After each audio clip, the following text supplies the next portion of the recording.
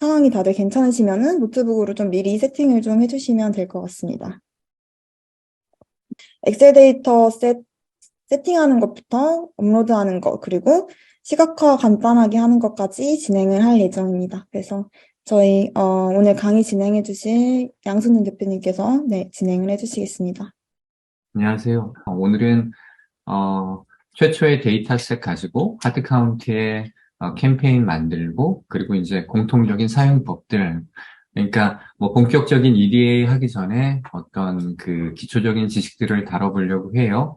그래서 우선 그 하드카운트 로그인을 하시면 뭐 이런 화면이 나올 텐데, 저는 이제 그 프리미엄 버전이라 분석 기능이 있는 화면이 나올 것이고, 그 퍼블릭 버전을 쓰시는 분은 이 시각화 기능이 중심으로 나올 텐데, 제가 일단은 그 샘플 데이터셋 하나 보여드릴게요.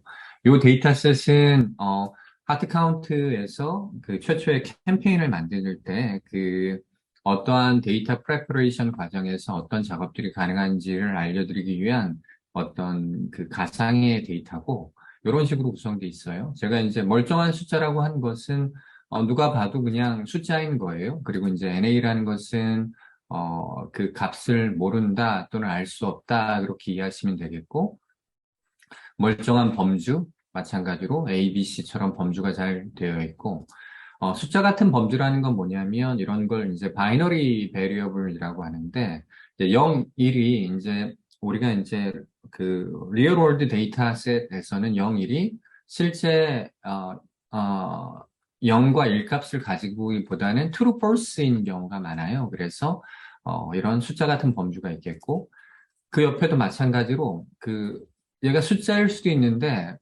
범주일 가능성도 커요. 그러니까 예를 들어서 어떤 기업이나 서베이를 할 때 예를 들어서 뭐 A, B, C, S 등급 같은 것들을 이제 숫자로 표현하기도 하고, 그 5점 척도 같은 데에서 그 1, 2, 3, 4, 5 같은 것들을 숫자로 표현하는데, 사실은 이런 것들은 그 숫자라기보다는 범주예요. 이 얘기도 사실은 좀 더 자세히 말씀드리려면 좀 이야기가 길어지겠지만, 그 주어진 데이터셋에서 실제 숫자로 표현됐지만 그 의미론적으로는 그 범주인 경우가 있습니다. 그리고 이렇게 범주형 변수에 숫자가 실수로 표현된 경우도 있겠고, 날짜형 변수가 있겠고, 그리고 제가 도움이 안 되는 변수라고 했던 것은 사실은 어떤 칼럼에 동일한 정보가 다 채워져 있다는 것은 정보량이 0인 것이거든요. 그래서 분석에는 도움이 안 되는 변수일 것 같아요. 그리고 옆에 있는 것처럼 empty variable이 있는데, 제가 얘를 그 하드 카운트에 그 한번 임포팅을 해보겠습니다. 뭐 여러 가지 방법이 있지만 그냥 해당 데이터셋을 화면에 드래그 앤 드랍 하셔도 되고요. 아까 보신 것처럼 여기서 검색해서 그 내비게이션에서 직접 찾으셔도 되고, 저는 그냥 화면에 드래그 앤 드랍 할게요. 그러면 일단 해당 데이터를 읽었고 제가 넥스트를 눌러보겠습니다. 그러면 아까 그 엑셀하고 같이 한번 다시 비교해서 볼까요? 어, 일단 태블러 형태로 어떤 칼럼들이 있는지 이렇게 나와 있고, 밑에 보면 기본적으로 그 데이터 준비 과정에서의 기본적인 어떤 주목할 만한 정보들이 나와 있어요.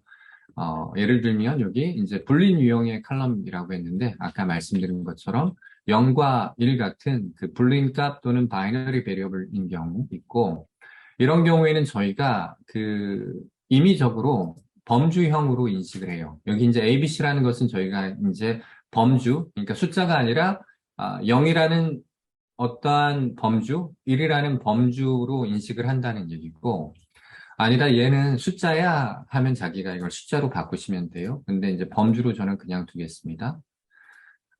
그리고 여기 보면 뭐 비어있는 칼럼이 두 개라고 했는데, 그 엄밀히 얘기하면 아까 이제 텅 빈 변수가 있었고, 이거는 이제 비어있지는 않지만 동일한 값으로 다 채워져 있기 때문에 분석에서는 전혀 도움이 안 되기 때문에 자동으로 이제 드랍이 되는 거예요. 그런 것들이 있고, 뭐 여러 가지 유형이 혼재한 칼럼들이 있다고 했는데 그냥 밑에서 한번 볼까요? 아까 보신 것처럼 멀쩡한 숫자에 그 분포가 나와 있고요.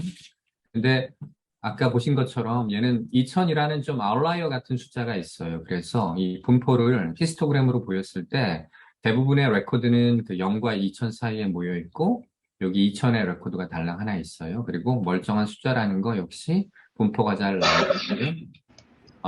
그리고 그 멀쩡한 범주에 대한 어떤 그 프리퀀시 윈도가 나오게 되겠고, 뭐 쭉쭉쭉 있습니다. 그리고 이쪽에 보시면 이제 범주의 실수로 숫자가 표현된 경우가 있는데, 얘를 숫자로 우리가 이제 인위적으로 바꿀 수 있겠지만, 그런 경우에는 나머지 그 캐릭터들은 다 날아가게 돼요. 그래서 이 경우에는, 어, 저희가 범주로 유지하면, 이게 아니었죠. 그죠? 요거였죠. 범주로 유지하게 되면, 1984를 숫자가 아니라 범주, 그러니까 1984라는 그 스트링으로 처리하게 됩니다. 이런 식으로 하시면 되겠고, 날짜 마찬가지고, 여기서 그냥 다음 단계로 가셔도 되겠고, 그, 하트 카운트는 기본적으로 그 파생 변수를 되게 많이 만들어요. 그 얘기도 오늘 그 주어진 시간에 설명을 드릴 건데, 기본적으로 숫자를 가지고 파생 변수를 만들기도 하고, 날짜 변수로 파생 변수를 만들기도 해요. 날짜로 파생 변수를 만드는 것은 요 다음 데이터 셋으로 제가 설명을 드릴 거라, 숫자로 파생 변수를 만드는 걸 알려드릴게요. 일단, 멀쩡한 숫자에 보면 오른쪽에 이제 마우스 오버를 하면 이렇게 탭이 나오는데 파생 변수 설정하기를 볼게요. 이쪽에 보시면 디폴트로 빈하고 퍼센타일을 만드는데 빈이라는 것은 어떤 주어진 숫자 변수를 그 동일한 구간으로 그 나누는 거예요. 보시면 저희가 이제 이 숫자는 176에서 1011까지라는 그 레인지를 갖고 있었는데 저희가 이 구간을 최대한 안분을 했어요. 그러니까 인터벌이 동일하게 나눠서 각각의 구간에 몇 개의 레코드가 있는지 보여주게 되고 퍼센타일이라는 것은 그 구간을 일정한 그 인터벌로 자르는 게 아니라 레코드 수가 동일하게 나오도록 그 변수를 파생하는 거예요. 예를 들면 이쪽에 이제 총 레코드가 총 지금 몇 개 있었죠? 한 13개 있었죠? 13개 있었는데 여기 NA가 있었으니까 총 12개의 숫자가 있었어요. 그래서 얘네들을 그 총 이 구간, 5개의 구간에 이렇게 최대한 동일하게 들어가도록 그 만든 것이 그 퍼센타일이다. 그래서 0에서 20번째 퍼센타일은 어떻게 해석해야 되냐면 하위 20%에 속하는 레코드, 80에서 100번째 퍼센타일은 상위 20%에 속하는 레코드. 이런 식으로 이해하시면 되겠고, 여기서 본인들이, 퍼센타일 변수를 더 만들고 싶다. 근데 나는 구간을 4개로 하고 싶다. 하면, 뭐 여기서 이런 식으로 퍼센타일을 만들 수 있어요. 이렇게 되면 0에서 25라는 것은, 이 숫자의 레인지를 봤을 때, 그러니까 크기의 랭킹을 나래비했을 때, 하위 20%에 있는 그 변수들이 이쪽에 들어가게 되고, 얘는 상위 25% 이런 식으로도 되고, 자기가 이제 인위적으로 구간을 줄 수도 있어요. 예를 들면, 어, 변수 구간을 딸랑 2개로 나눠서, 뭐, 600 이상, 600 이하, 뭐 이런 식으로 구간을 나눌 수도 있겠습니다. 뭐 여기서는 그건 하지 않을게요.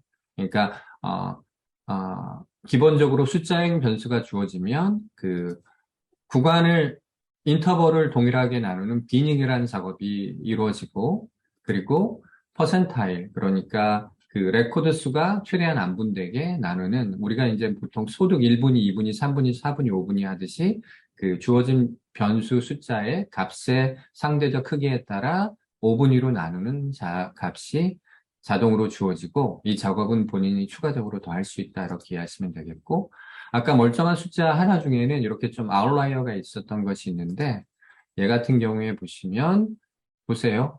그, 기본적으로 비닝이라는 것은 그, 주어진 레인지, 그러니까 민값, 최소값과 최대값을 그 최대한 그 동일한 구간으로 나뉘어야 되기 때문에, 0에서 2만까지를 10개 구간으로 나누려면 2천으로 끊었어야 되고, 보시는 것처럼 18,000에서 2만에는 아까 레코드가 하나 있는데, 그 사이는 텅 비어 있을 수밖에 없어요. 얘가 이제 비닝의 뭐 그 알고리즘상 그럴 수밖에 없고, 반대로 퍼센타일 같은 경우에는 각각의 그 계급 클래스 내에 모든 그 개수가 최대한 비슷하게 분포되도록 이렇게 구간을 쪼갠 거라고 보시면 되겠고, 제가 여기서 한번 임의의 구간으로 하나 변수를 만들어 볼게요. 그래서 변수를 그냥 달랑 두 개를 해서 저는 이렇게 해볼게요. 여기서 아까 2000 그리고 2000 이상 뭐 이런 식으로 해서 여기다가 2000 이상 이런 식으로